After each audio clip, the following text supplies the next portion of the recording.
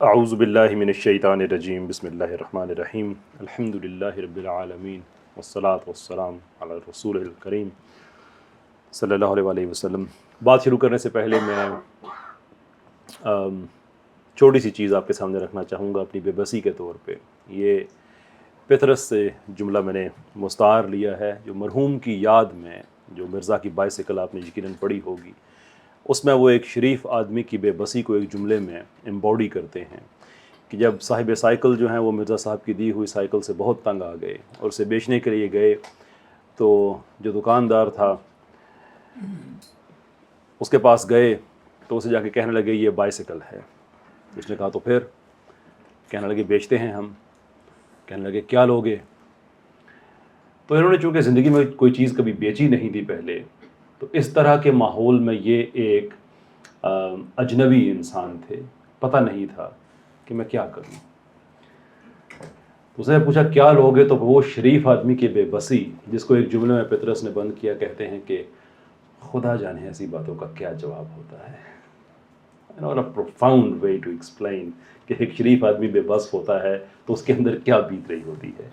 یہ جو ہمارے سعید بھائی نے اتنی اچھی اچھی باتیں میرے لیے کی ہیں، یہ عام طور پہ لوگ کرتے ہیں، تو میں اس کے جو ہم یہی کہتا ہوں کہ خدا جانے ایسی باتوں کا کیا جواب ہوتا ہے۔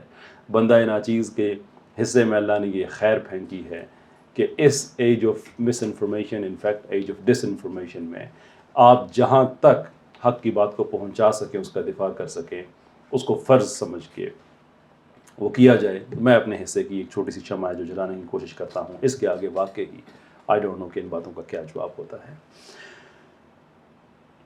اقبال کا فلسطین اور ہماری ڈیوٹی۔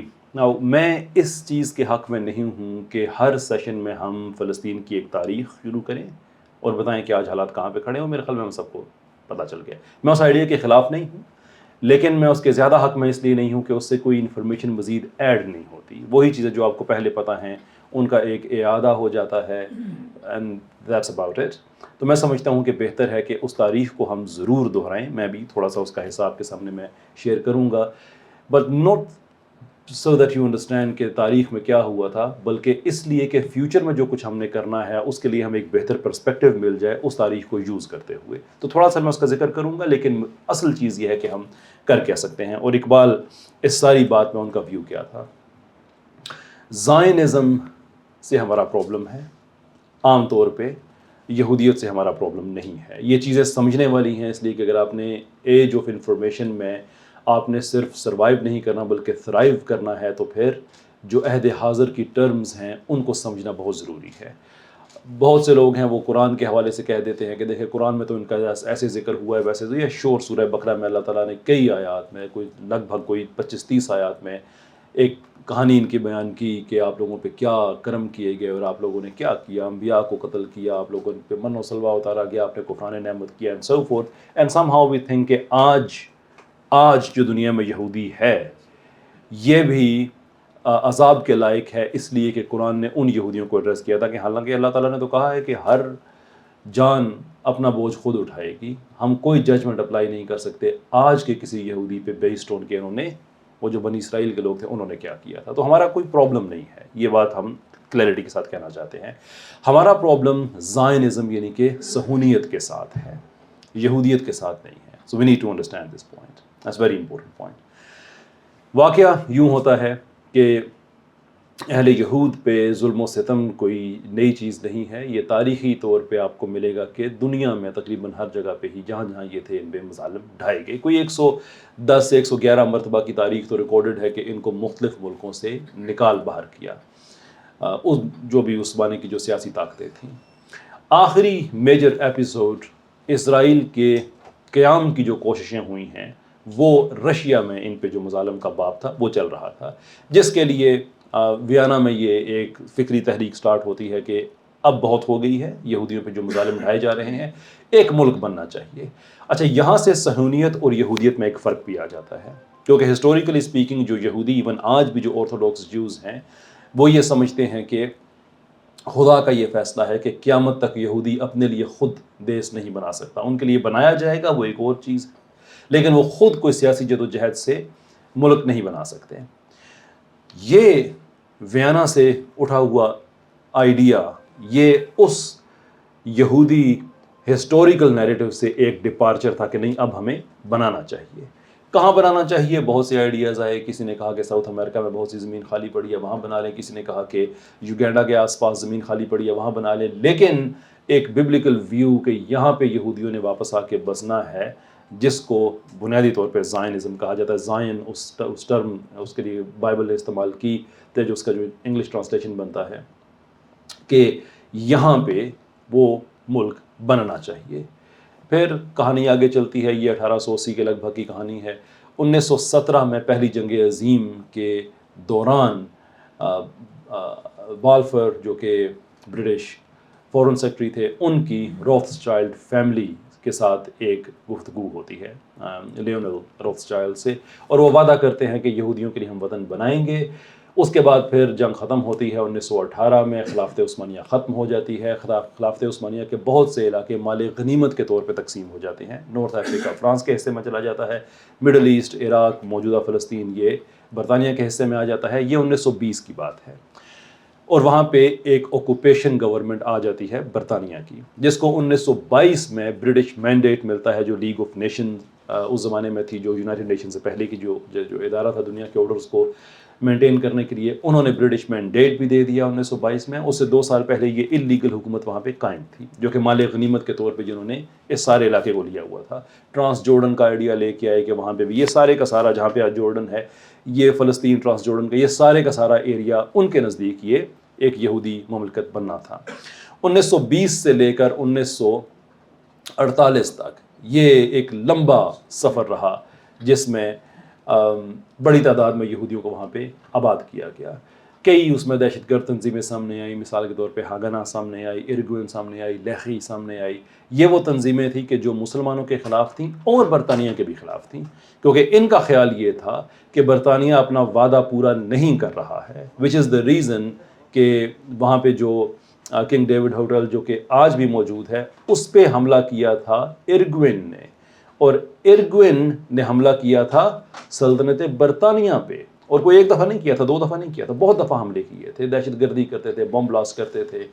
بہرحال چونکہ ہم اس کی بڑی تفصیل میں نہیں جا رہے، تاریخ میں مختصراً آگے بڑھ رہے ہیں، تو اسی تھیم کو کنٹینیو کرتے ہوئے 1948 میں 1947 کے ٹورڈز اینڈ یو کے نے یہ فیصلہ کیا کہ بھئی یہ ہم دے دیتے ہیں یونائٹڈ نیشنز کو، جو اس وقت بن چکی تھی کہ یہ آکوپیشن پروجیکٹ ہے، یہ اب یونائٹڈ نیشنز جانے اور ان کا کام جانے.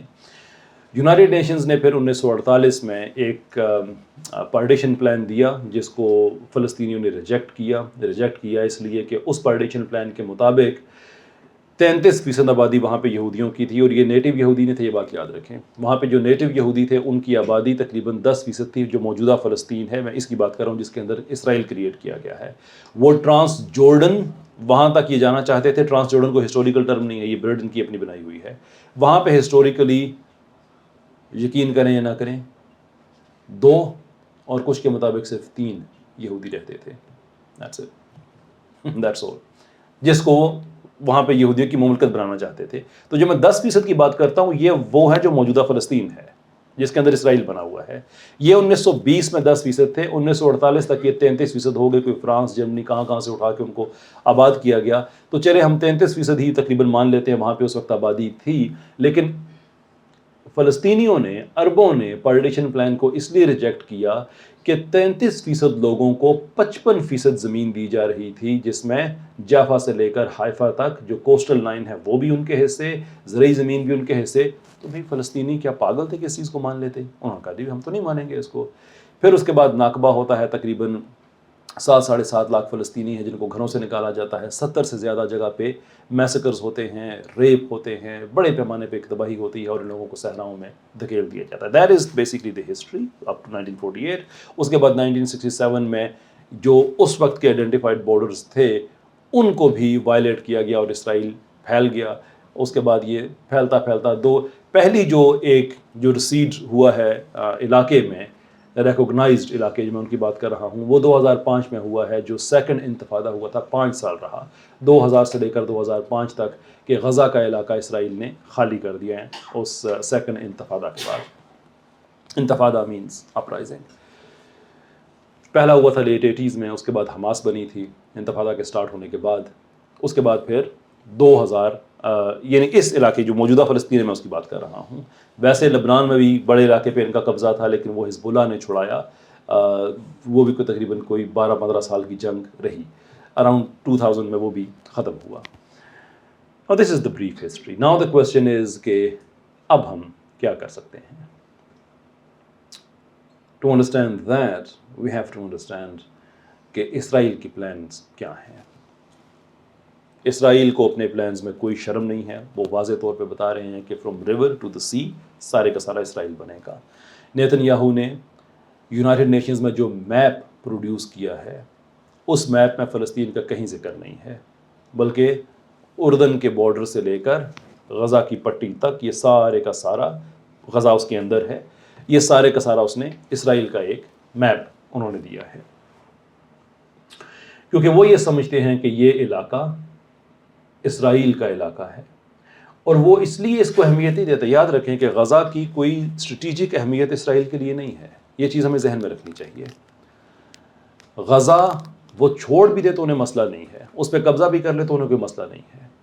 کہ مسئلہ یہ ہے کہ وہ ایک اس طرح سے اپنا اثر چاہتے ہیں کہ ایک طرف بیت المقدس کا علاقہ ان کے قبضے میں رہے اور دوسری طرف بحیرہ احمر, ریڈ سی, یہ اسٹریٹجک قبضہ ان کا اس پہ ہو جائے کیونکہ یہ پانی کا وہ حصہ ہے جو مکہ اور مدینہ دونوں سے ہی دور نہیں ہے. That is the important part. یہی وجہ ہے کہ ایریٹریا جو کہ ایک انسگنیفیکنٹ ملک ہے اسرائیل کے لیے, لیکن ایریٹریا کے لوگوں کو انہوں نے سیاسی پناہ بھی دی. اس سال پہلے کچھ ہنگامے وغیرہ بھی ہوئے, کچھ لوگوں کو انہوں نے ڈپورٹ بھی کیا, لیکن پھر بھی سیاسی پناہ دینے کے حق میں ہیں. کیوں؟ اس لیے کہ ایریٹریا وہ علاقہ ہے جو آلموسٹ سعودی عرب اور یمن کا جو بارڈر ہے تقریباً اس کے سامنے ہی آتا ہے اور یہاں سے وہ سمندر گزرتا ہے جو آل دا وے ایلات کی بندرگاہ تک جاتا ہے. ایلات کی بندرگاہ اسرائیلی بندرگاہ ہے. تو اگر آپ آلموسٹ ایل کو اگر آپ الٹا لکھتے ہیں یا 7 کو آپ الٹا کر لیں اگر مثال کے طور پہ, تو یہ شیپ تقریباً ایسے بنتی ہے کہ ادھر ایلات جو سعودی عرب تبوک سے اتنا دور نہیں ہے اور وہاں سے پھر آپ مین اسٹریم بحر عرب میں آپ اتر آتے ہیں, وہ آپ وہاں پہ آپ کا قبضہ ہے, تو پھر مکہ اور مدینہ دونوں آپ کے لٹرلی آپ کی جو فائرنگ رینج ہے اس کے اندر آ جاتے ہیں. That is the actual game plan. لیکن اس کے لیے ضروری ہے کہ اسرائیل کے اندر ایسا امن ہو کہ ریزسٹنس ختم ہوئے, ویسٹ بینک میں ختم ہو جائے, غزہ میں ختم ہو جائے. تو ان لوگوں کو صحرائے سینا سینائی میں آپ لوگ ان کو دھکیل دیں تاکہ ہماری یہ انٹرنل ریزسٹنس ختم ہو جاتی ہے. تو پھر ہمارا جو اصل کام ہے 3 مقدس عبادت گاہیں وہ ڈائریکٹ ہمارے زیر تسلط آ جاتی ہیں یا ایٹ لیسٹ ہماری فائرنگ رینج میں آ جاتی ہے. ایک آلریڈی ان کے پاس ہے بیت المقدس, مکہ اور مدینہ یہ دونوں اس ایریٹریا کی بندرگاہ کے ذریعے ان کے پاس آ جاتی ہیں. So this is what they want to do. ہمارا کیا کام ہے؟ اور ہمارا کام ہے کہ 3 چیزیں اگر ہم اچیو کر لیتے ہیں تو ہم ایک بڑی پاورفل ریزسٹنس ڈیولپ کر سکتے ہیں. نمبر 1 سوشل میڈیا کی پاور. لوگ اس کو بڑا ہلکا لیتے ہیں, بہت ہی ہلکا لیتے ہیں کہ یار ایک ہیش ٹیگ پہ آپ نے ایک چیز شیئر کر دی تو کیا فرق پڑے گا. People don't know what they are talking about کہ اس کا کیا فرق پڑتا ہے. ویسٹ میں کوئی آدمی آپ کو فری میں کوئی چیز نہیں دیتا. No one does that. Literally ایک باپ اور بیٹا بھی اگر کافی لینے جاتے ہیں تو اپنے اپنے حصے کے پیسے دیتے ہیں. میں 23 سال وہاں پہ رہا ہوں, میں آپ کو سنی سنائی بات نہیں بتا رہا, میں وہاں پہ جوان ہوا ہوں, میں نے اپنی جوانی کے ڈھلتے ہوئے دن وہاں پہ دیکھے ہیں. وہ سیکھنے کی جتنی بھی عمر ہوتی ہے وہ تقریباً میری ساری کی سارا وہاں پہ گزری, اور میں ان لوگوں کے ساتھ فیکٹریوں میں مزدوریاں کر کے, میں ٹیکسی ڈرائیور رہا ہوں. میں کوئی ایسی بات نہیں کر رہا کہ وہاں پہ ایک ایلیٹ کلچر کے ساتھ جیسے یہاں ہمارے ڈپلومیٹس جاتے ہیں, ہمارے ایکڈیمکس جاتے ہیں, 4 دن وہاں کی یونیورسٹیوں میں گئے, پارلیمنٹ ہاؤس گئے, واپس آ گئے. No, I'm talking about the actual real Europe, the west. وہاں پہ کوئی فری چیز دینے کا کوئی کانسیپٹ نہیں ہے. محاورے ہوتے ہیں نا, کلچر کو ریفلیکٹ کرتے ہیں. تو محاورہ وہاں کا کہ there is no such thing as free lunch, وہ اس کلچر کو ریفلیکٹ کر رہا ہے کہ اگر آپ نے کسی کو فری لنچ دیا ہے نا تو اس کے پیچھے کوئی مقصد ہوگا. دین آسک کہ اسی کلچر سے پاورفل سوشل میڈیا کے پلیٹ فارمز کریٹ ہوتے ہیں, جس میں فیس بک ہے, جس میں ایکس ہے, جس میں انسٹاگرام ہے. یہ سارے کے سارے بنا کے وہ آپ کو فری میں دے دیتے ہیں یوز کرنے کے لیے. وائی؟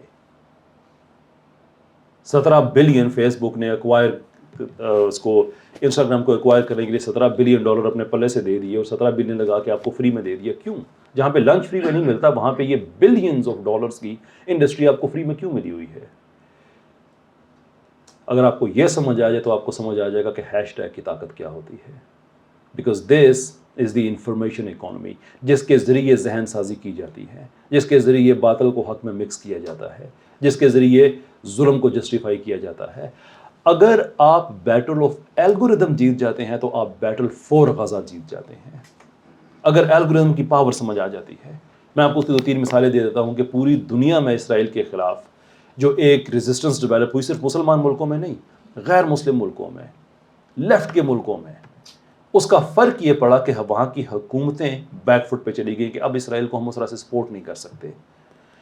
اس کا ریفلیکشن یہ آیا کہ یونائٹڈ نیشنز میں اسرائیل کو بلا کے وضاحت طلب کی جاتی ہے کہ یہ کیا کر رہے ہو. جنرل سیکرٹری صاحب وہ کہہ رہے ہیں کہ حماس نے جو کچھ کیا وہ غلط کیا ہے، but that did not happen in a vacuum. It happened against the backdrop of 70 years of occupation. یہ کبھی سوچا تھا کسی نے 20 سال پہلے کہ یونائٹڈ نیشن اسرائیل کے لیے زبان استعمال کرے گی، ان کو طلب کر کے حساب مانگے گی؟ کسی نے نہیں سوچا. لیکن یہ سوشل میڈیا کی پاور ہے کہ کوئی کسی ملک کی حکومت، کسی ملک کی سیاسی پارٹی یہ نہیں چاہتی کہ ہم اسرائیل کی محبت میں اپنا ووٹ بینک کھو دیں، لیکن سوشل میڈیا کی وجہ سے بات وہاں تک جا چکی ہے، جس کی وجہ سے ان کو بیک فٹ پہ جانا پڑتا ہے. تو پھر یونائٹڈ نیشنز بولتی ہے، پھر باقی لوگ بولتے ہیں. سو نمبر 1 کہ یہ سوشل میڈیا پہ یہ بیٹل ہماری ختم نہیں ہونی چاہیے. لیکن اس کا مطلب صرف یہ نہیں ہے کہ ہم ہیش ٹیگ کرتے رہیں اور بس. وہ بڑا ضروری کام ہے، اس میں کوئی شک نہیں ہے. لیکن ان ایڈیشن ٹو دیٹ ہمارے مسلمان بچوں کو ویل اکوپڈ ہونا چاہیے. کمیونٹی نوٹس پرٹیکولرلی جو ٹویٹر ہے، میں اس کی بات کر رہا ہوں، یا وچ از ناؤ ایکس، کہ کمیونٹی نوٹس پہ آپ کیوں چھائے ہوئے ہونے چاہیے. 5 سٹیجز ہیں، ان 5 سٹیجز پہ خود کو آپ پاس کریں اور اس کے بعد پھر آپ ریڈرز کو ٹیکسٹ دینے کے قابل ہو جاتے ہیں. کمیونٹی نوٹس ہوتے ہیں کہ اگر کسی نے کوئی خبر دی ہے تو نیچے ریڈرز بتا سکتے ہیں کہ یہ خبر سچی ہے یا خبر جھوٹی ہے. ریڈرز کانٹیکسٹ بتاتے ہیں. ہمارے مسلمان لوگ بڑے کم ہیں اس پہ. ابھی جتنی بھی ڈیبنکنگ ہو رہی ہے اسرائیل کی، ان کی جھوٹی خبروں کی، بھلے وہ 40 بیہیڈڈ بیبیز ہوں یا عورتوں کے ریپ ہوں یا کیا ہو، وہ سارا تو نہیں کہوں گا، موسٹلی جو نان مسلمس ہیں وہ کر رہے ہیں.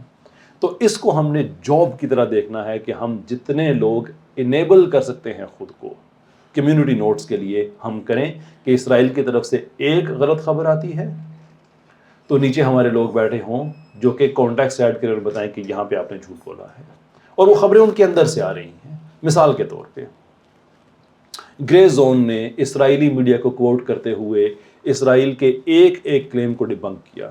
جنہوں نے انویسٹیگیشن کی، 40 بیہیڈڈ بیبیز نہیں ہیں. حماس نے جا کے وہاں پہ جگہ جگہ قتل عام کیا، جھوٹ ثابت ہوا. ان کے اپنے اپیچی کے ہیلی کاپٹرز کے جو اپیچی ہیلی کاپٹرز کے فائٹر پائلٹس ہیں، وہ بتا رہے ہیں کہ ہمیں نہیں سمجھ آ رہی تھی کہ یہاں پہ حماس والا کون ہے اور ہمارا اپنا بندہ کون سا ہے، تو ہم نے انڈسکرمنیٹلی اوپر سے فائر کیا. اینی شاہدین بتا رہے ہیں کہ کراس فائر میں اسرائیلی آرمی کی گولیوں سے ہمارے لوگ مرے ہیں. امیجن کریں کہ ادھر اسرائیل کی طرف سے خبر آ رہی ہو کہ حماس نے یہ کیا ہے اور نیچے کمیونٹی نوٹس کی بھرمار ہو گیا، آپ جھوٹ بول رہے ہیں. یہ جنگ دوبارہ سے ہم جیت جاتے ہیں. اب اس کا ایک اثر ہوتا ہے. وہ اثر کیا ہوتا ہے؟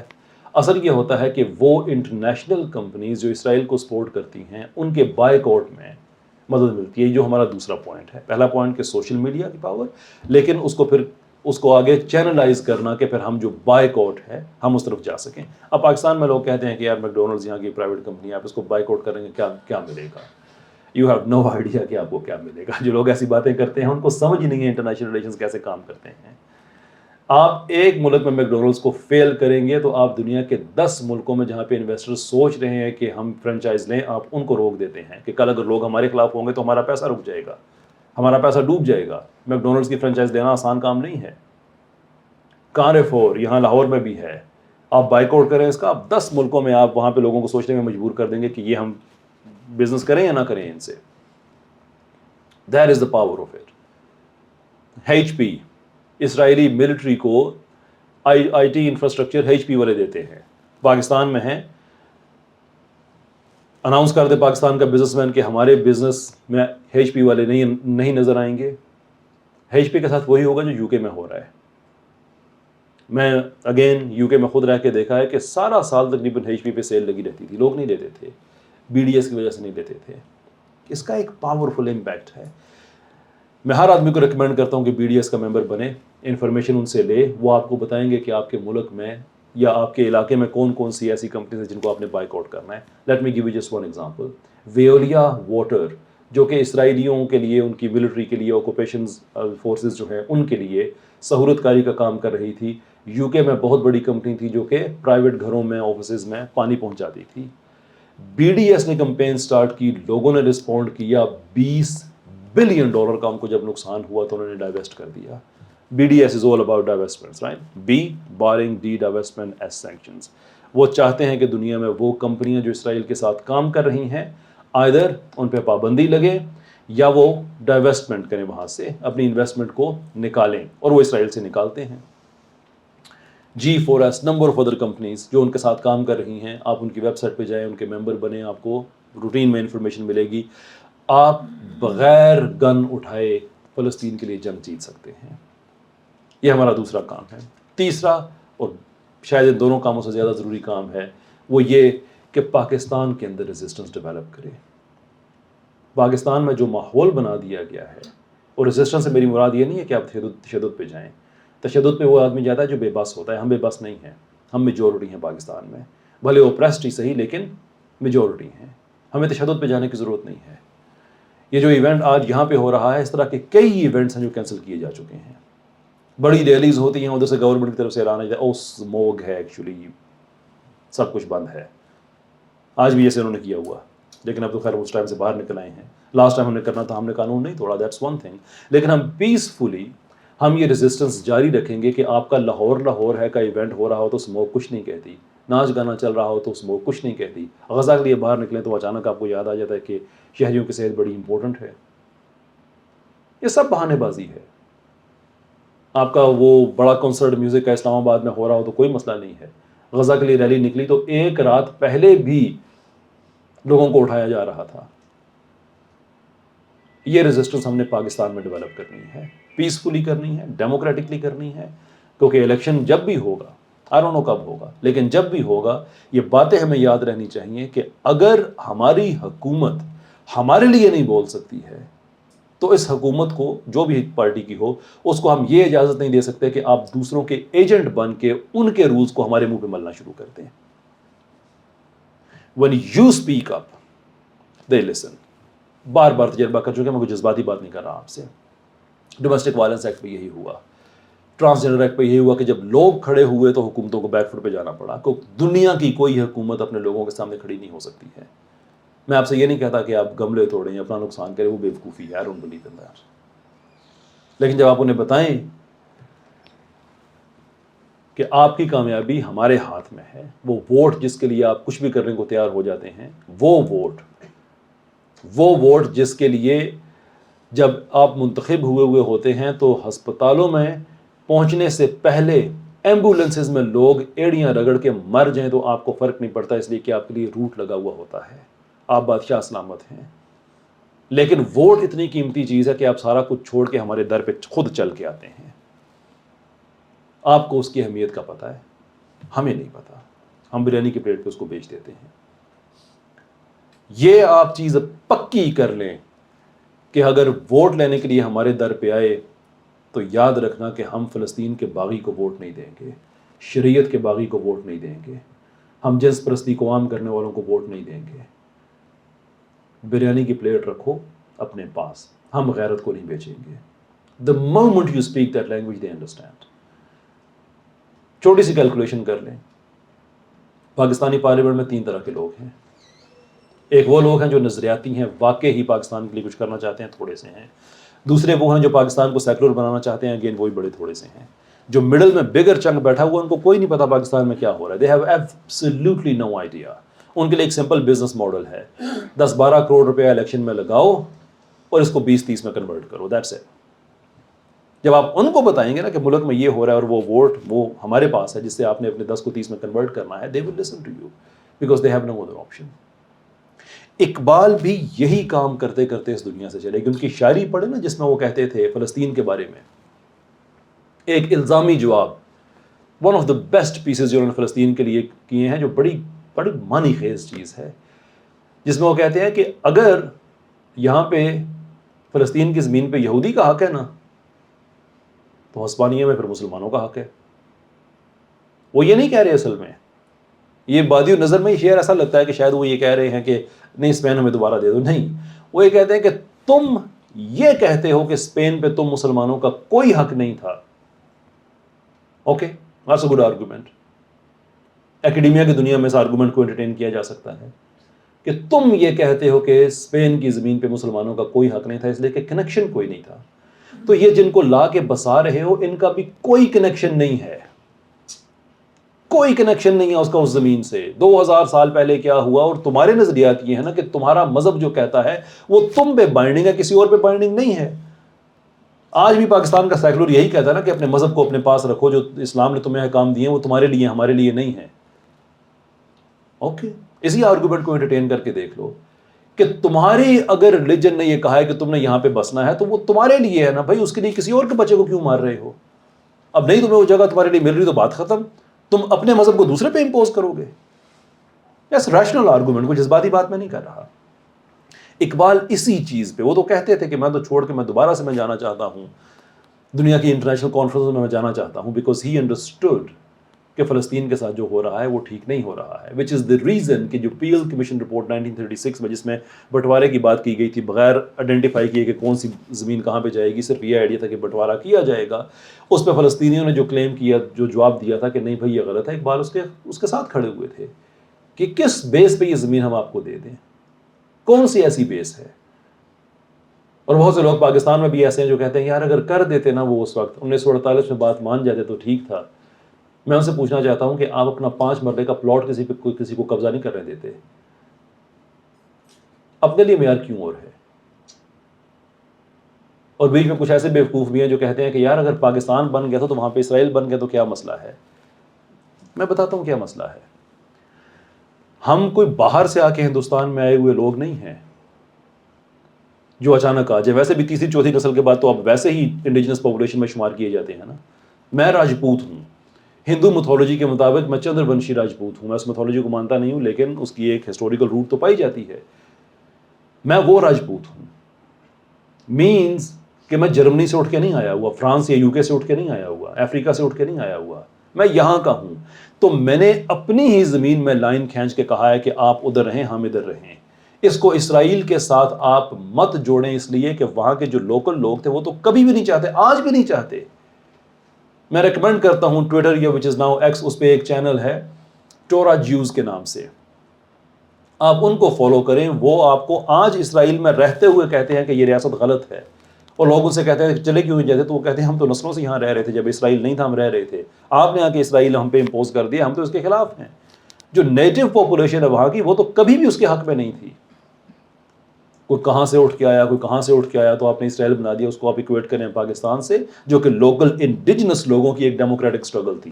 ڈیموکریٹک اسٹرگل تھی, قبضہ نہیں تھا, کوئی مافیا نہیں آیا ہوا تھا. ہمارے پاس کوئی ایرگوین نہیں تھی, ہمارے پاس کوئی لیخی نہیں تھی, ہمارے پاس کوئی ہگانا نہیں تھی. بائی دی وے یہ وہی ہگانا ہے جو 1948 میں IDF بنی, دنیا کی ایک آرمی جو کہ دہشت گرد, انٹرنیشنلی ریکوگنائزڈ دہشت گرد تنظیم تھی, وہ ایک ملٹری بن گئی. ہمارے پاس ایسا کچھ بھی نہیں تھا. ہمارے پاس کیا تھا؟ نعرے تھے, سیاست تھی, الیکشن تھا, یہیں کے لوگ تھے, ایبسولوٹلی اکثریت میں تھے. ان کے پاس کیا تھا؟ وہ کہاں سے اٹھ کے آیا, کہاں سے اٹھ کے آیا, وہ کہاں کی کہیں کی اینٹ, کہیں کا روڑا اکٹھا کر کے لوکل لوگوں کو گھروں سے نکال دیا اور ہمارا اسرائیل بن گیا. یار خدا کو نہیں مانتے, اپنے ایٹمس کا خیال کر لیا کرو. This is the type of people we are dealing with. اچھا, ایک آخری بات کہہ کے میں آپ سے اجازت لوں گا, وہ یہ کہ بہت سے لوگ ہیں ہمارے علماء کے طبقے میں بھی پائے جاتے ہیں جو کہ جو فلسطین میں ہو رہا ہے اس کو احادیث سے جوڑتے ہیں کہ بھئی یہ تو ہونا ہی تھا. تو جو ہو رہا ہے ہمیں پتہ ہے کہ یہ غزہ ختم ہو جائے گا. حدیث کی اگر انٹرپریٹیشن کریں تو ان لوگوں نے صحراؤں میں جانا ہے. یس وی نو دیٹ. تو پھر امام مہدی آئیں گے, سارا کچھ ٹھیک کریں گے, تو یہ تو ہونا ہی ہے. یہ اسلام کا مزاج نہیں ہے. اسلام پروفیسائز کرتا ہے یہ ایک اور چیز ہے, لیکن اسلام آپ کو یہ نہیں کہتا کہ آپ نے چپ کر کے بیٹھ جانا ہے. فرعون نے مرنا ہی تھا, موسیٰ علیہ السلام کو کوئی ضرورت تھی اسٹرگل کرنے کی. کفار مکہ کا طاغوتی نظام ٹوٹنا ہی تھا جناب رسالت مآب صلی اللہ علیہ وسلم کو، پھر کیا ضرورت تھی اسٹرگل کرنے کی؟ یہ امام مہدی نے آنا ہے، یس، سارا کچھ چینج ہونا ہے، yes, but that is not the excuse for us کہ ہم ہاتھ پہ ہاتھ رکھ کے بیٹھ جائیں۔ وہ اللہ نے کرنا ہے، اللہ نے ہمیں ایک موقع دیا ہے کہ تم کچھ کرو، کہ تم مکلف کس چیز کے ہو، کوشش کے ہو۔ یہی وجہ ہے کہ اللہ کہتا ہے کہ لوگوں کو رستے کی طرف بلاؤ۔ اللہ نے آپ سے منزل کی زحمت ہی ریموو کر دی ہے، because there is a difference between being on a path and reaching the destination. اگر معیار کامیابی کا یہ ہے نا کہ آپ نے منزل پہ پہنچنا ہے، تو آپ بھلے 1000 میل سے چل کے کیوں نہ آئیں، اگر اس پری ڈیفائنڈ منزل سے اگر آپ 1 میٹر پیچھے بھی اگر آپ گر کے تھک کے ہار جاتے ہیں تو آپ کو کامیاب نہیں کہا جائے گا۔ لیکن لوگوں کو رستے کی طرف بلاؤ، اس ٹو سے کہ رستے پہ جو ہی آپ کا قدم پڑتا ہے آپ کامیاب ہو گئے۔ Destination is no longer your problem. تو اللہ نے امام مہدی کو بتا کے ہمارے لیے ایکسکیوز نہیں پیدا کی کہ جو کچھ ہو رہا ہے اس پہ چپ کر کے بیٹھ جاؤ۔ یو ڈو یور بیسٹ، کہ مرتے وقت ہم یہ کہیں کہ الہی we have put the best show that we could within our human capabilities, باقی تو جان، تمہارا کام جانے۔ تو اس نظریے سے بھی ہمیں خود کو ریموو کرنا ہوگا کہ یہ تو ہونا ہی تھا سارا۔ اپنے لیے آپ یہ بات نہیں رکھتے، آپ پہ تشدد ہو جائے، گلی میں کھڑا کر کے انسان 2-4 تھپڑ مار دے تو نہیں کہتے کہ یار یہ تو ہونا ہی تھا۔ No, the world doesn't work like this۔ یہ اسلام کا مزاج نہیں ہے۔ اسلام کا مزاج یہ ہے کہ آپ کوشش کریں۔ مسیح علیہ السلام کی جو پیدائش تھی کیلکولیٹ کر کے دیکھ لیں آپ، کھجوروں کے موسم میں نہیں ہوئی، اس موسم میں کھجوریں ہوتی نہیں ہیں۔ جناب مریم سلام اللہ علیہا کو غذا کی ضرورت ہوتی ہے، اللہ سے مانگتی ہیں تو اللہ کہتا ہے کہ اے مریم اس کھجور کے درخت کو ہلا، تمہیں غذا مل جائے گی۔ وہ اللہ جو بغیر باپ کے بیٹا دینے پہ قادر ہے، وہ اللہ جو بغیر موسم کے کھجوریں دینے پہ قادر ہیں، پھر بھی ریکوائر کر رہا ہے کہ درخت کو ہلاؤ، ڈو یور پارٹ۔ وہ اللہ جو سمندر کے سینے کو چیر کے قوم موسیٰ کو اس میں سے گزارنے پہ قادر ہے اور فرعون کو اس پہ غرق کرنے پہ قادر ہے، وہ بھی وہاں جب فرعون کا لشکر پیچھے سے چڑھ آیا اور آگے پانی ہے اور لوگ گھبرائے ہوئے ہیں، موسیٰ علیہ السلام کو وہاں پہ بھی وہی بھیجتے ہیں کہ موسیٰ اپنا عصا سمندر پہ مار۔ قدرت اللہ کی یہ ہے کہ وہ معجزہ اپنا آپ کے ساتھ کھڑا کر دے گا، لیکن آپ نے عصا خود مارنا ہے، درخت خود ہلانا ہے۔ That is what Islam requires us to do۔ یہ کوئی ایکسکیوز نہیں ہے کہ امام مہدی آئیں گے اور سارا کچھ ٹھیک ہو جائے گا۔ بہت بہت شکریہ، یہاں پہ میں اپنی گفتگو ختم کرتا ہوں۔